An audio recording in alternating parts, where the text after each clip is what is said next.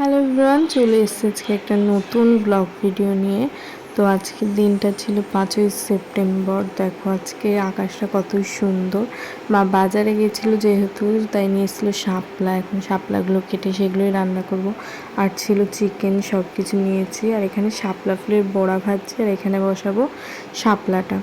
শাপলা ফুলের বড়া কে কে করে খেয়েছো কমেন্ট করে বলো। আর এখানে ফোড়ন নিয়েছি রাঁধুনি আর শুকনো লঙ্কা, ওখানে চিংড়ি মাছ ভাজা আর সব মাংসের মশলা কাটা।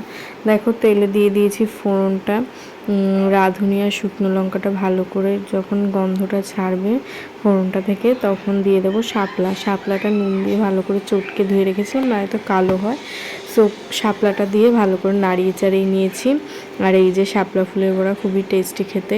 আমি ততক্ষণে স্নান করে চলে এসেছি, এবার পুজো দেবো, তাই চুলটা বেঁধে নিলাম। স্নান করে পুজো দিয়ে খেতে বসেছি। এখানে করেছিল শাপলা দিয়ে চিংড়ি মাছ, আর বড়াটা আমরা খালি খালিই খেয়েছিলাম, আর খুবই টেস্টি হয়েছিলো। আর এখানে হয়েছিল চিকেন, আমি চিকেন নিয়ে চলে এসেছিলাম। চিকেনটাও ভালো হয়েছিলো। আর সন্ধ্যেবেলা ঘুমানোর পর উঠে গিয়েছিলাম কালীবাড়ি কিছু শপিং করার জন্য, মা আর আমি।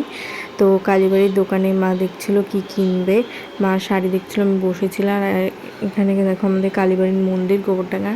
আমাদের কেনাকাটার ডান, কিছু খাবার নিয়ে বাড়ি চলে যাচ্ছি। প্রায় 7:30 বেজে গেছিলো। আর রাতে পোলাও আর চিকেন খাওয়া বলে ভালো করে চালটাকে ধুয়ে রেখে দিয়েছিলাম আর মেখে নিয়েছি। এবার কড়াইয়ে দিয়ে দিচ্ছি ঘি, অল্প পরিমাণেই দেবো কারণ আমি চালও ঘি দিয়ে মেখেছি। ঘি দেওয়ার পর তেজপাতা দিয়ে তার মধ্যে দিয়ে দেবো গোটা গরম মশলা। গরম মশলাগুলো খুবই ধুমধাম করে ফেটেছিল। তারপরে ভালো করে ভাজা হয়ে গেলে, গন্ধ ছাড়লে ফোড়নটা থেকে, তারপরে দিয়ে দেবো চাল। আর এখানে আমি গরম জল বসিয়েছি পরিমাণ মতো, আর চালটা দিয়ে দিয়েছি। ভালো করে চালটা যখন ভাজবো 2 মিনিট ধরে, আর গন্ধটা যখন ছাড়বে তখন জল দিয়ে দেবো। আর দেখো পোলাওটা কত ঝুরঝুরে হয়েছে আর খুবই টেস্টি খেতে হয়েছিল। আমি পুরো ভিডিওটা নিতে পারিনি। আর আমার ভিডিও ভালো লাগলে তোমরা অবশ্যই লাইক কমেন্ট শেয়ার করো। আশা করি এরপরে আরও ভালো ভালো নতুন ভিডিও আসবে। আজকের ভিডিওটা এই পর্যন্তই, দেখা হবে নেক্সট ভিডিওতে। বাই।